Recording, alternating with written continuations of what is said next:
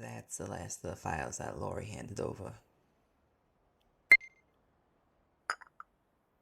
Thanks for the coffee. You didn't have to go doing all this for me, genius. Well, the coffee is appreciated, but I meant the time off you took from your job. I have this handled. Believe it or not, I am a private eye, so it is my job to actually sit in a room and do this by myself. You're right. You do deserve to know what happened to your brother. But don't you have a job to get back to? How long of a break did you ask your boss for anyway? Shit! Working at Tempest Industries must come with some perks, huh? How'd you get there anyway?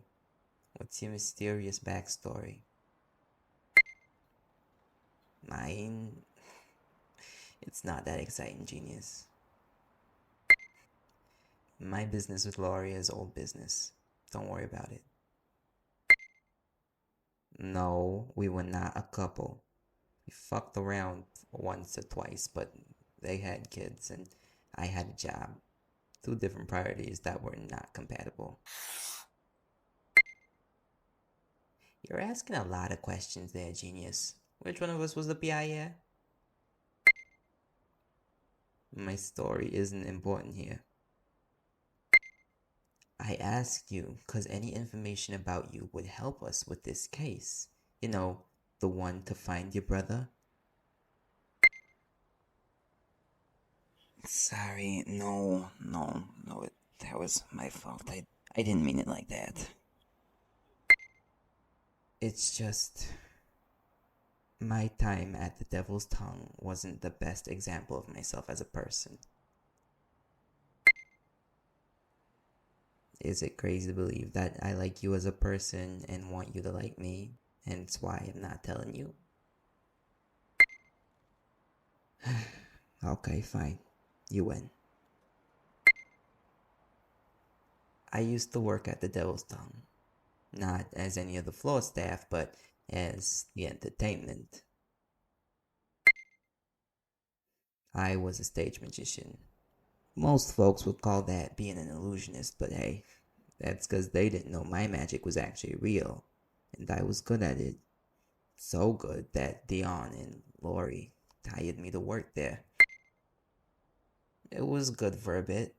I really liked everyone and the crowds were good, but I realized that something was up.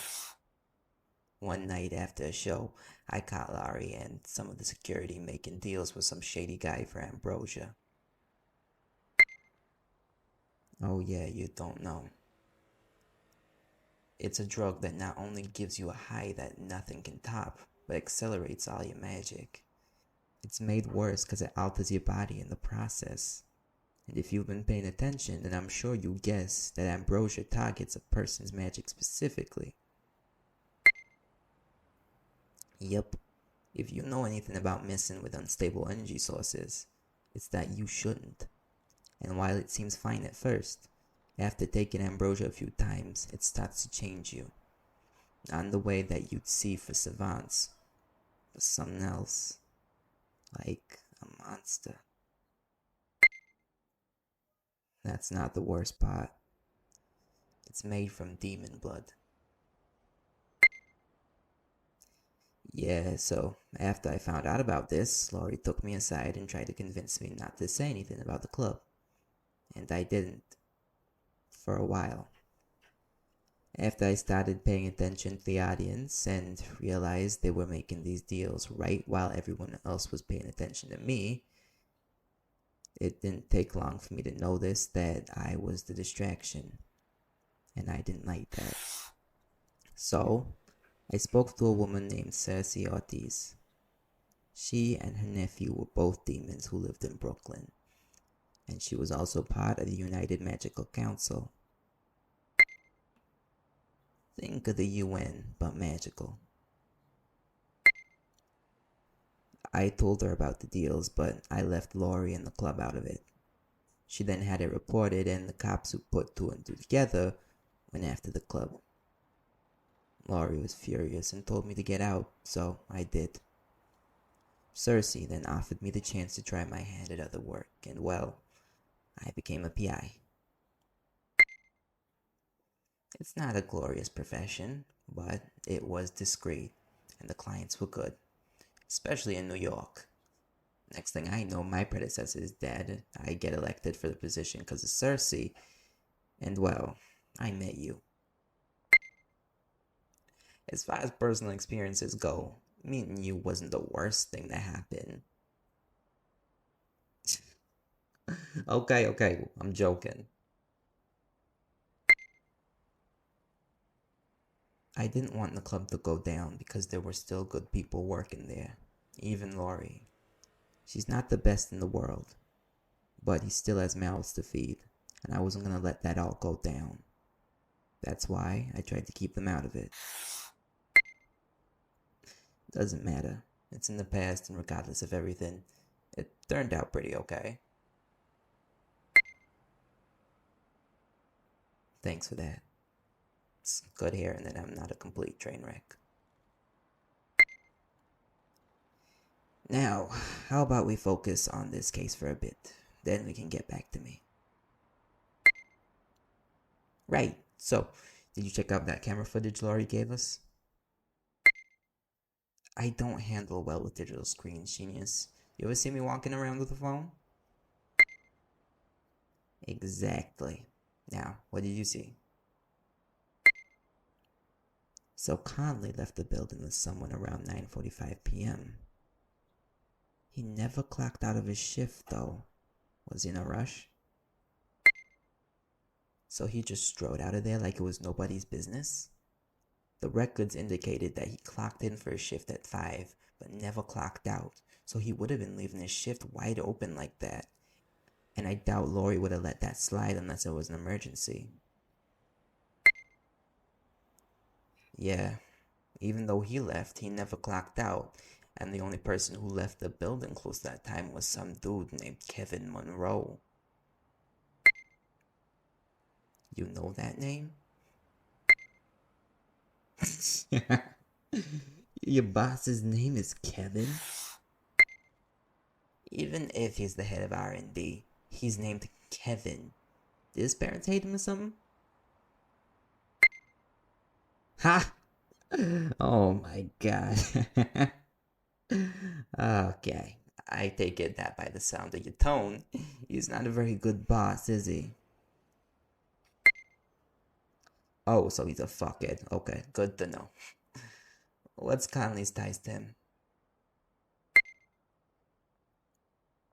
Okay. So he ran out on his job with your boss, who he's never even met before, and then disappeared. Well, it's a lead, so I'm going to check it out. You just asked your boss, who might be your brother's kidnapper, for time off. If he sees you, then chances are that he might not react so well, especially when I'm with you. You're a stubborn piece of work, huh? Well, fine. Grab a coat and... My eyes. What about them? Getting lost in their genius? They lost their color. What do you mean? Oh shit. Get down.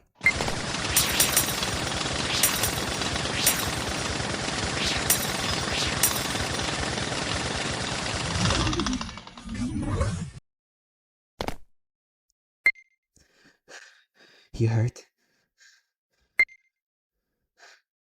Good. I'm glad you're okay. Good thing I was able to use a crossroad in time. You okay? Hey. Hey, look at me, look at me. Look at me and breathe. Breathe for a second. Come back to me. You're fine. You're out of there. You're with me. I'll keep you safe. Just come back to me. Take some slow breaths, then come back to me. In. out. In, out. In, out. Okay, keep doing that. Keep doing it. Yeah, that was scary. We need to move now and get somewhere safe. I don't know who they are, but I assume it's the same guys who came after me the first time. Either that or our digging got you in a spot of trouble. Don't worry about my eyes, they're fine. We need to get up and go. Oh my god, I don't have time for this. Okay, you have been doing great handling information about me thus far. So hi, I'm Khaleed Locke. I'm blind and I use magical glamour on my eyes to hide that so people don't pity me. Can you ask about how I navigate later? I promise you'll love it more when you're not in danger. Okay, I moved us to a nearby alleyway, so we should be fine for now. But we're going to need to go farther before things get worse, because it seems those guys aren't gonna feel too chatty. You good to keep moving? Snazzy. Now, we need to hurry up before they catch up to us, or else I'm not gonna be able to do much. If my glamour stopped working, then that means they got enough waters to cut my magic off. What? You're right. It's too quiet. There should be hearing traffic or people, but shit. We're in a silencing field. It's a magical field that keeps sound inside so people can't hear us, and so we can't hear what's outside. Hold on, I'll get us out.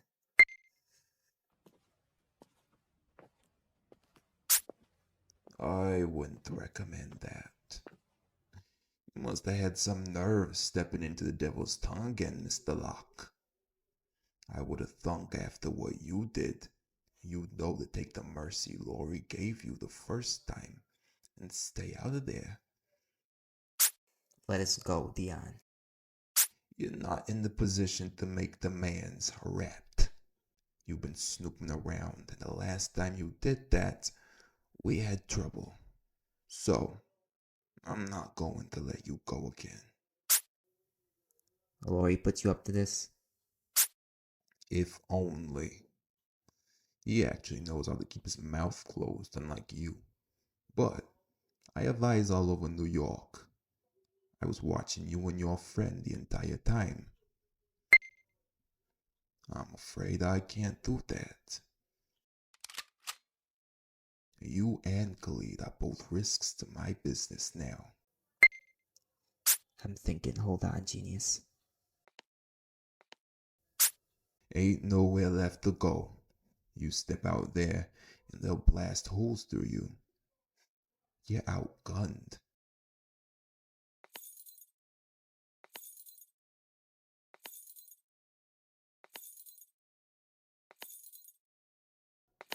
If we're talking guns, Dion, I'm happy to disprove that. Who the fuck? I did tell you we'd find trouble as soon as we got here, rascal. Saw it coming a mile away. Just didn't think we'd be dealing with our old pal Dion again. You son of a bitch. I'd watch that mouth of yours right now. It'd be a shame if I had to put you down. Especially considering that the police wouldn't find any pieces of you. Joseph. Hey there, darling. See, you got yourself in a spot of trouble. And you have company. You are. Hi, my name's Joseph. Pleasure to meet you, sweet thing. My partner in crime over there is my rascal. And I'm sure you've gotten to know my boyfriend over there, Khaleed. Yeah, Joseph is my partner. That is not the time or place to ask that question, genius. I know he's hot, but again, time and place. Are you done? I don't know, Dion. You gonna take your people and run, or are we gonna have problems? What do you want?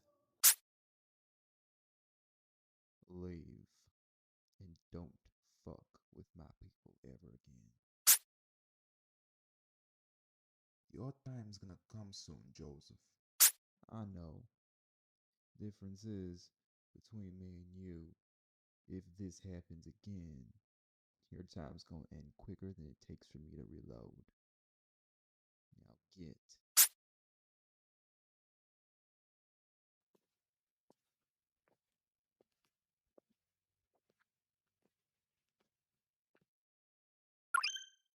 Let him go. He's all bark and no bite. You okay? You too good over there? We're all good. That's wonderful. You okay with your flamer down? For now, it's all good. Glad to hear it. Let's get you two out of here and somewhere more comfortable.